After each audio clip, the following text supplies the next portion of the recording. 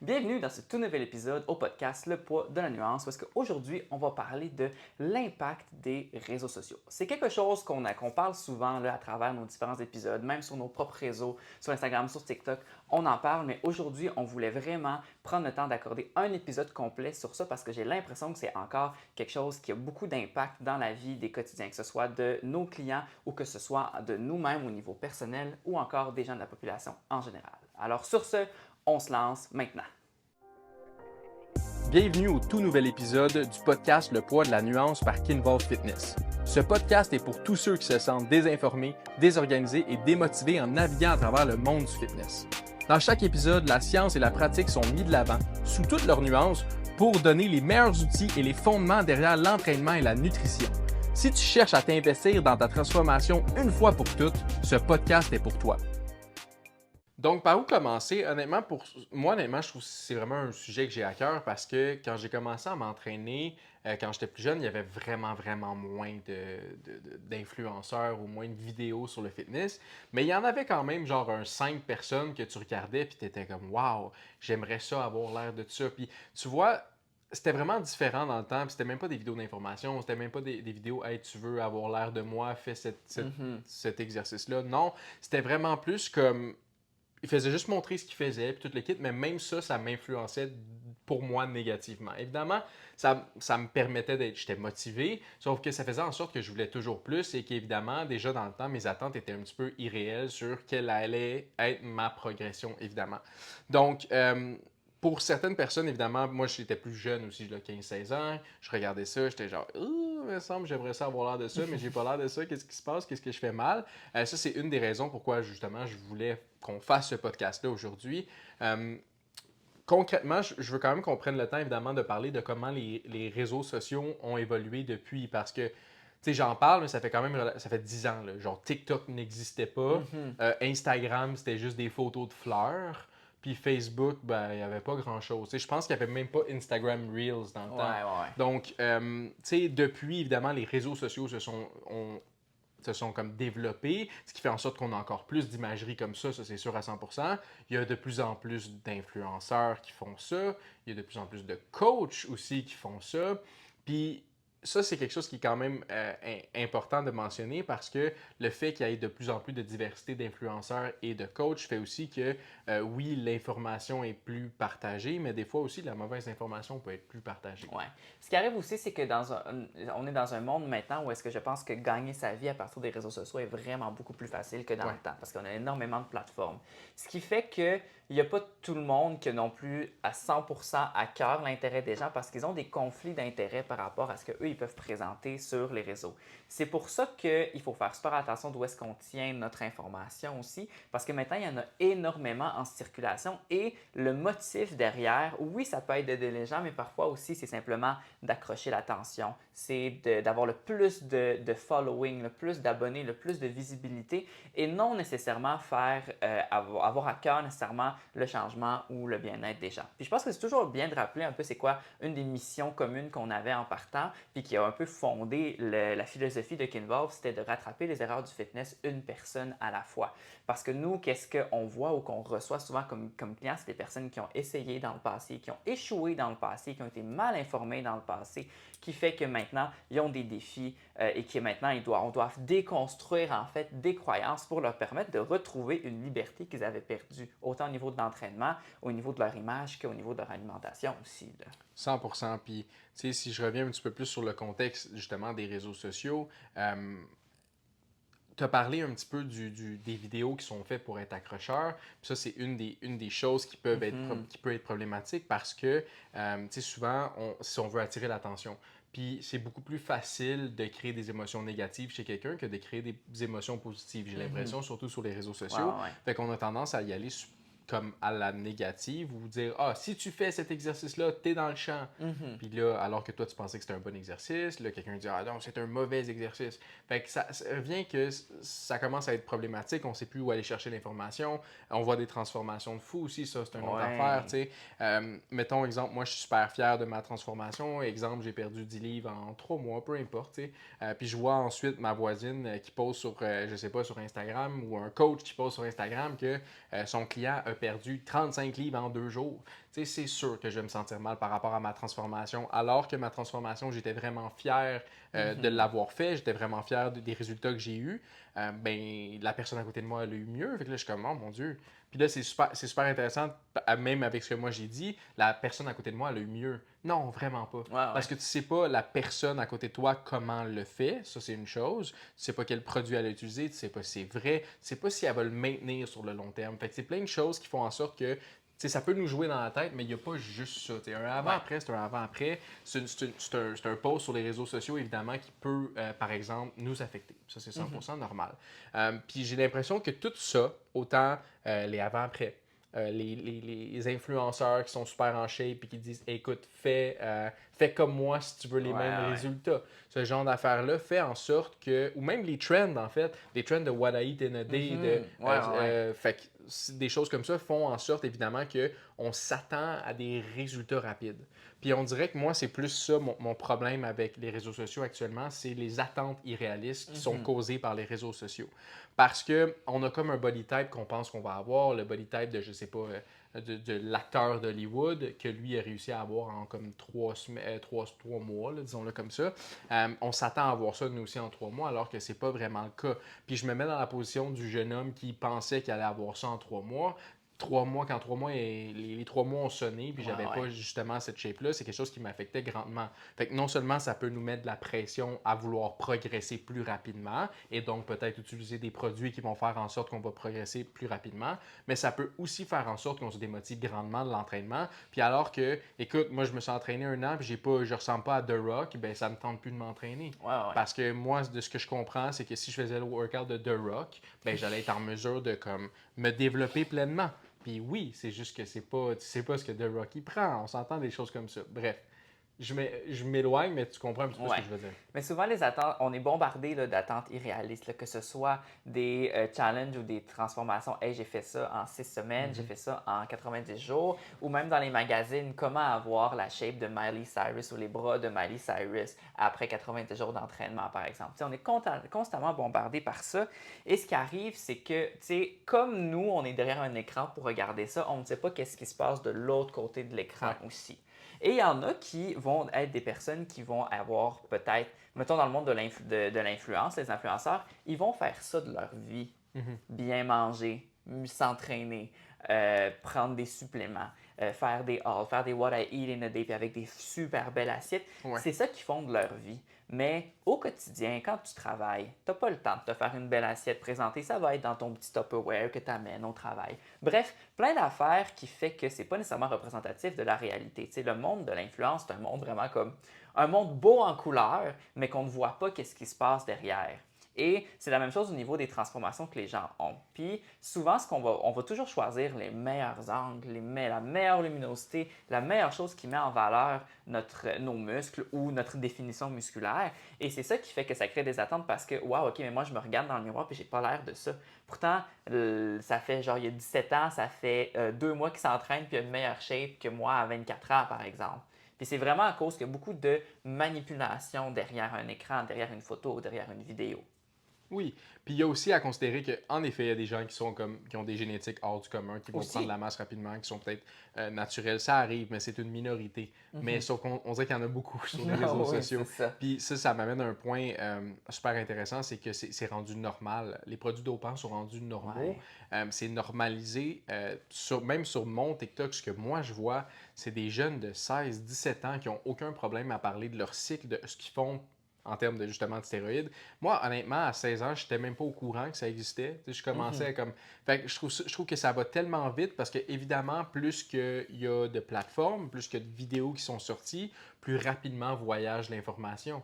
Mais d'une façon ou d'une autre, plus rapidement voyage la mauvaise information aussi. La bonne aussi, oui, en effet, sauf que la mauvaise aussi. Puis qu'est-ce qu'on veut en temps normal? On veut ce qui appelle le plus à nous.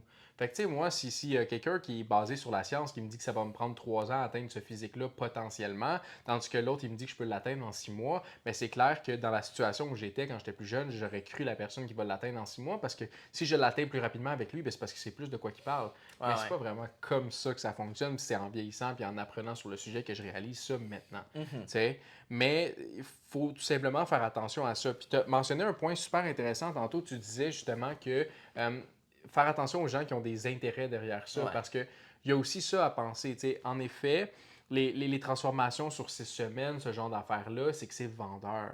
C'est quelque chose qui est vendeur. Donc, si quelqu'un a quelque chose à vendre, il va vouloir que la transformation de son client a l'air le plus vite possible, le mieux possible, le plus vite possible, parce que pertinemment, il veut vendre. Fait que c'est super correct. C'est juste que comme c'est à prendre en considération quand tu regardes certains contenus aussi, c'est de penser, OK, mais c'est quoi l'objectif derrière ce post-là?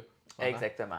Tu sais, ça arrive tout le temps, puis c'est là aussi que vient des enjeux de OK, mais on va pas donner toute l'information, une partie de l'information, Ah oui, ok, ouais. parce qu'on a un conflit d'intérêt puis on veut avoir un certain appât du gain. Puis est-ce que c'est dans la nature humaine d'une certaine manière? Tu sais, les gens ont besoin de gagner leur vie, mais dans le monde de l'influence, on sait que c'est ça principalement. Les sources de revenus, c'est de faire des brand deals, c'est de faire des deals avec des vêtements, augmenter la vente de certains produits de vêtements, s'ouvrir un affiliate link sur Amazon, des affaires du genre. Fait que souvent, il y a des conflits d'intérêts qui fait que parfois, c'est inoffensif, tu sais, vendre du linge, promouvoir du linge, c'est relativement inoffensif. Mais quand on joue avec la santé des gens, où est-ce que là, on peut promouvoir des habitudes alimentaires qui peuvent être liées à des désordres alimentaires, ou est-ce qu'on peut avoir aussi créé des troubles de l'image ou exacerber des troubles de l'image, bien là, c'est vraiment différent, et que ce soit volontaire ou non, là. Oui, puis un autre dernier point que j'aime un petit peu moins, mettons, avec tout ce qui est les réseaux sociaux, c'est que ça nous pousse énormément à la comparaison. Ah oui, Que tu tout le le temps, veuilles tout ou le temps. pas, que tu le veuilles ou pas. Tu sais, déjà, quand moi j'étais plus jeune, puis je commençais à m'entraîner, ou même avant ça, parce que j'ai toujours été comme quand même obsédé par avoir un beau physique, mais la seule chose que je voyais, c'était, mettons, des cartoons, puis genre des films, Superhero, des ouais. super-héros, des films, ce genre d'affaires-là. Mais maintenant, à la portée de ta main, tu as toujours ton téléphone où tu peux voir des gens qui ont sensiblement des physiques meilleurs que le tien. Donc là, ça fait que veux pas, tu te compares. Puis ça m'arrive encore maintenant. Tu sais, que je vois quelqu'un qui a 16 ans, qui est plus musclé que moi, je suis comme, mais moi, voyons donc, qu'est-ce que je fais de mal? Quand pertinemment, je connais la science derrière tout ça. Mais même à ça, je suis comme, oh mon Dieu, OK, ouais, ça me remet à ma place, tu sais. Fait que c'est normal de se comparer, il faut juste essayer. Puis là, je le dis essayer parce que je pense que c'est plus difficile que. C'est plus facile à dire qu'à faire, mais il faut essayer de ne pas se comparer. Puis ça devient difficile quand tout ce que tu vois, c'est de l'imagerie de gens qui ont évidemment une shape incroyable. C'est pour ça que j'essaie de rendre mes réseaux sociaux le plus possible qui sont pas de fitness. Évidemment, mes réseaux, ce que moi je poste, oui, mais ce que je regarde, ça va pas tant être du fitness à cause que je trouve que ça peut être lourd sur le moment. Puis c'est drôle, j'ai quelqu'un là, la semaine passée, là, un de nos membres, là, avec qui j'ai eu cette discussion-là aussi, parce que lui, on travaille sur son développement musculaire, son entraînement. Puis il y a des moments où est-ce que parfois tu te demandes vraiment, est-ce que je fais la bonne chose parce que les résultats ne sont pas assez rapides. Puis il m'a envoyé la photo avec laquelle il se comparait. Puis la personne, tu sais, c'était une personne qui était super bien proportionnée, il y avait des beaux pectoraux, tu sais, il était bien développé. Puis moi, de lui dire que ben, tu ne peux pas avoir ça en 3 mois. Mais tu le sais pas quand tu vois une personne en ligne concrètement. Moi, je le sais combien ça prend de temps. Je me dis, la personne, elle a dû s'entraîner vraiment intense, avoir une super bonne diète, être sportif pendant au moins 2 ans, là, avant d'avoir développé ses pectoraux. Mais mon client que j'entraînais, lui, était comme dans une perspective comme, est-ce que je suis sûr que je fais la bonne affaire? Est-ce que j'ai toutes les chances de mon côté? Est-ce que j'ai un problème au niveau de ma génétique parce que j'ai pas ça? Puis même, c'est très, très, très fréquent où est-ce que tu te remets en question par rapport à ce que tu fais. C'est pour ça que souvent, moi, votre meilleur comparateur, c'est vous-même. Fait que là, lui, tu sais, il a été plus frappé par sa progression en regardant, OK, mais où est-ce qu'il partait il y a 3 mois versus maintenant, il est rendu, puis il est comme, OK, oui, là, je vois une différence. Mais si tu te compares toi à quelqu'un de l'extérieur, tu ne vois pas le bagage, tu ne vois pas les valises que la personne tire derrière lui pour lui amener tous les efforts et les résultats qu'il a eus. Fait que ton meilleur comparateur, c'est toi-même. Personnellement, moi, je suis fan des photos de progression pour ça, parce que c'est là que je vois vraiment une différence ou des mesures aussi d'objectifs, comme les circonférences de taille, le pourcentage de gras, bref, etc. Parce que là, je vois une progression, puis je sais que si je vois une progression, je fais les bonnes affaires pour moi. Puis c'est souvent ça aussi que je m'assure avec mes clients, c'est que, OK, bien là, ils font une bonne affaire parce que si on compare, eux, ils sont satisfaits, ils ont une meilleure énergie. Si on compare leurs photos avant-après, ils sont satisfaits, ils voient du progrès. Puis je pense que c'est ça qui est le plus important parce qu'on va toujours être confronté à l'image extérieure de ce qu'on va voir. 100%. Avant qu'on continue, j'ai un petit service à te demander. Si tu aimes ce genre de contenu, laisse un like ou un 5 étoiles, puis partage avec un ami qui pourrait bénéficier de ce genre d'informations-là. Qui sait, tu pourrais peut-être nous aider à remplir notre mission de rattraper les erreurs du fitness une personne à la fois. Puis, tu sais, depuis tantôt, là, ça fait peut-être une quinzaine de minutes qu'on parle de pourquoi c'est négatif, mais la réalité, c'est que ça peut avoir des effets positifs aussi, tu sais. Comme je le disais tantôt, l'information propage plus vite. Donc, si tu veux être en mesure de trouver de la bonne information, tu peux.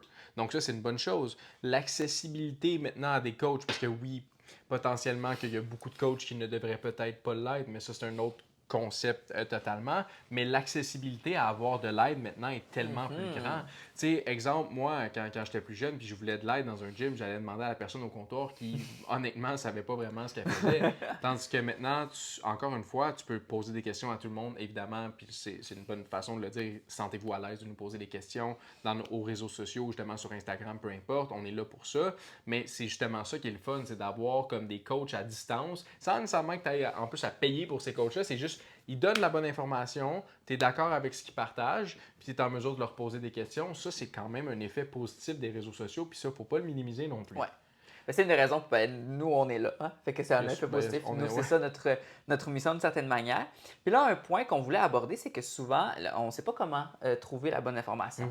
Fait que là, on voulait vous donner plusieurs indices là, pour, savoir est-ce que ça peut être une bonne source, une bonne référence. C'est autant sur les certifications qu'on va parler ou aussi vraiment juste au niveau de la manière dont l'information, elle est transmise. Oui, parce que ça, je pense que c'est quelque chose qui arrive vraiment souvent. Je vois ça dans mes commentaires sur les réseaux sociaux. Les gens sont comme ah, ben là, il y a quelqu'un d'autre qui a dit le contraire de ça. Ou il y a quelqu'un qui m'a dit que cet exercice-là, c'était pas bon. Là, on ne sait plus sur qui se fier parce que tout le monde dit quelque chose de différent. Mais on revient à ce qu'on disait tantôt, c'est que est-ce que le post a été fait pour provoquer? Parce que si c'était pour provoquer, ben de un, ça a fonctionné. Mais de deux, c'est aussi que ça se peut que l'information soit pas bonne. Fait que trouver quelqu'un en qui tu as confiance, tu as l'impression que cette personne-là est capable aussi de fact-check qu'est-ce qu'elle dit, donc d'être en mesure de te montrer les études de ce qu'elle dit, comme ça tu es en mesure de savoir que c'est vrai ou pas, ben, ça peut être très pratique. Puis justement, j'ai un peu commencé sur ça, le premier point de comment choisir quelqu'un qui donne de la bonne information pour toi, évidemment, ça va être de quelqu'un qui est capable de t'expliquer. Parce que ce que j'ai beaucoup de misère, moi, avec ça, c'est que ça prouve aussi que quelqu'un ne connaît pas son sujet quand il te donne quelque chose puis il dit « Ah ben c'est parce que c'est comme ça ». Ou il fait le vidéo puis il dit ben, c'est parce que c'est comme ça, si t'es pas d'accord, c'est ton problème. OK, ben explique-moi pourquoi concrètement. Si la personne est capable de développer puis même donner des études pour, ben ça prouve qu'évidemment elle sait de quoi elle parle. Donc ça déjà là, ça peut être un très bon aspect. Tu parlais de certification tantôt, veux-tu expandre là-dessus? Les certifications, je pense que c'est un bon point de départ. Par contre, il ne faut pas se laisser avoir, c'est pas parce qu'on est certifié que ça veut dire qu'on est nécessairement plus compétent. Mais par exemple, beaucoup ne savent, beaucoup en fait, étonnamment encore ne savent pas c'est quoi des kinésiologues, mais on est les professionnels de la santé spécialisés en activité physique, donc en entraînement. Donc, c'est sûr qu'un bac en kinésiologie, c'est toujours intéressant à avoir. Par contre, ça ne parcourt pas tous les réseaux, on est d'accord là-dessus, puis il peut y avoir autant des bons kinésiologues que des mauvais kinésiologues, comme il peut y avoir des super bons entraîneurs que des entraîneurs. Mais avoir des certifications qui sont affichées, déjà, c'est super intéressant. Après, ça devient beaucoup dans les connaissances d'où viennent les certifications, mais c'est sûr que les certifications aussi dans les domaines connexes, comme les milieux de la santé, comme un diplôme en nutrition, par exemple, là, c'est super intéressant. Puis par la suite, avoir des formations minimales en tant qu'entraîneur. Après, avec quelques recherches, on peut voir si c'est des informations de fin de semaine ou est-ce que c'est des formations vraiment qui durent dans le temps puis qu'il y a de la formation qui est continue. Fait que ça, c'est par rapport aux certifications, qu'est-ce qui est le plus optimal. Là, tu me parlais un peu de ce que les gens ils disaient, fait que regardez s'il est capable de citer les sources, souvent avec des études qui sont plus poussées, il y a un esprit scientifique qui vient. Fait que si vous voyez qu'il y a comme un esprit scientifique, c'est un bon gage de OK, peut-être qu'il y aura des informations qui vont être pertinentes que je vais pouvoir en tirer. Et sinon, il faut faire attention aussi aux propos qui ne sont pas nuancés. Puis là, ça fait un peu du bon à ce que tu disais tantôt, c'est qu'un des principes. En fait, c'est que rarement les informations sont 100% fausses. C'est juste qu'elles sont tellement peu nuancées que si je prends juste l'information qui est donnée, elle devient fausse. Ouais. Fait qui est arrivé, il y a quelques mois, c'était que les fruits, c'était mauvais pour la santé. Ben, tu prends cette information-là, ça manque beaucoup de nuances, on est d'accord. Ouais. Est-ce que tu veux dire que tu veux encourager la prise de fruits biologiques? Est-ce que tu veux dire que les fruits, c'est mauvais pour la santé pour X raisons? Honnêtement, il n'y a pas de grande raison pour laquelle les fruits seraient mauvais pour la santé, mais bref, c'est un exemple. Il faut qu'il y ait des nuances dans les protos, d'où l'importance aussi de citer ses sources, parce que dans les recherches scientifiques, c'est très rare qu'il n'y a pas de nuances. C'est très rare que c'est ça la réponse. le bench press, c'est bon pour l'hypertrophie. C'est le meilleur exercice. C'est très rare que c'est tranché au couteau, hein. Ça, c'en a un autre, là, tu sais, le meilleur exercice qui m'a permis de Ah, ça développer, c'est ça, mon. c'est comme, encore une fois, c'est pas comme ça que ça fonctionne. Tous les exercices sont bons dans différents contextes. Puis, ça m'amène, je viens de penser à contexte, ça m'a fait faire un petit jump. Même principe, il faut que tu trouves quelqu'un qui partage les mêmes valeurs que Ouais. toi quand tu recherches quelqu'un. Est-ce qu'il y a beaucoup de kinésiologues qui sont en compétition de bodybuilding avec des produits dopants? Non, il n'y en a pas beaucoup. Mhm. Donc, est-ce qu'un kinésiologue va être 100% le meilleur choix dans ce contexte-là? Peut-être que oui, peut-être que non. Fait que, tu sais, vas-y avec vraiment l'approche que tu veux. On s'entend que des gens qui veulent vraiment s'entraîner no pain, no gain avec des produits dopants, est-ce qu'ils vont être avec nous? Pas nécessairement. Donc, Mhm. c'est de voir, est-ce que cette personne partage évidemment les mêmes valeurs que nous? Que moi, excuse, puis à partir de là, ben, tu peux savoir, OK, ben, le fit est bon, puis ce qu'il dit a plus de chances de me toucher que si, mettons, j'écoute un gros bodybuilder en compétition, ça a plus de chances de toucher les autres bodybuilders en compétition, tu sais. Exactement, ouais. Fait que ça qu'il faut que tu penses. Puis aussi, un point super important, on parlait tantôt des gens qui ont quelque chose à gagner derrière ça. Ouais. Souvent, puis là, on le voit, souvent, on parlait un petit peu d'influençage, mais des gens qui ont, mettons, des codes promo avec des suppléments, ce genre d'affaires-là, ben, c'est facile de faire plein de vidéos pour promouvoir plein de suppléments si tu as un code qui te rapporte de l'argent par après, tu sais. Donc, exemple, moi, mettons que c'était ça mon idée de business, puis mon but, c'était de juste faire plein de vidéos comme quoi j'adore, je sais pas, peu importe, un supplément Testostérone quelconque. booster. Ouais, mettons les testo boosters. Puis là, tu regardes dans ma bio, puis il y a 20% sur les testo boosters. Ben, il y a des bonnes chances que je fais juste ce vidéo-là parce que je veux vendre des testo boosters. Fait que, tu sais, l'exemple parfait de ça, c'est que je pense que, pour ceux qui se souviennent de ça, mais c'est Liver King. Mhm. Liver King, qui était quelqu'un qui était zéro naturel, qui était immense en effet, mais qui n'était pas naturel. Puis lui, dans ses propos, c'est je suis naturel et la seule chose que je consomme, c'est ces produits-là, qui étaient les produits que lui-même vendait. Donc Exactement. là, la polémique a pogné après ça parce qu'il n'était pas naturel, puis les produits qu'il vendait servaient à rien. Mhm. Donc voilà, c'est vraiment ça qu'il faut faire attention aussi quand tu choisis qui tu veux suivre, tout simplement parce que est-ce que cette personne-là a à gagner? Est-ce que la personne a quelque chose à te vendre en arrière de ça? Ouais. Fait que je pense que ça fait à peu près le tour de Ouais. l'impact que les réseaux sociaux pourraient avoir et comment est-ce que vous pourriez essayer de discerner, mettons, quelle information est vraie, quelle information est fausse. Et ce qui est important au final, c'est quand même que vous devez développer votre esprit critique d'une certaine manière. Fait que quand vous prenez une information, essayez d'aller la valider avec d'autres sources déjà en partant de votre côté. Évitez peut-être les forums ou les trucs que vous ne pouvez pas avoir des confirmations ou pas de ressources scientifiques en tant que telles. Mais vraiment, ce qui est important, c'est de développer votre esprit critique parce qu'au final, c'est ça qui va vous permettre de distinguer si ce que les personnes disent, est-ce que ça fait du sens, est-ce que c'est trop extrême, est-ce que ça manque de nuances. Sur ce, c'est vraiment un épisode qui était important pour nous parce qu'on sent que c'est un enjeu qui est vraiment grandissant. Mhm. Et si vous avez des questions par rapport à ça, vous avez des doutes par rapport à ce que vous avez entendu, ben nous, nos pages sont littéralement consacrées à ça. Fait qu'hésitez pas à nous lâcher là, un vocal, une photo, un texto, whatever, à nous écrire sur nos plateformes pour qu'on puisse vous aider à démystifier peut-être des croyances ou renforcer des croyances que vous avez par des données qui sont peut-être un peu plus scientifiques. Sur ce, on vous laisse, on va se revoir la semaine prochaine. Mais entre-temps, vous pouvez nous écrire à coachj.knvl sur Instagram ou à moi-même coachsim.knvl. Et sur ce, on se revoit la semaine prochaine.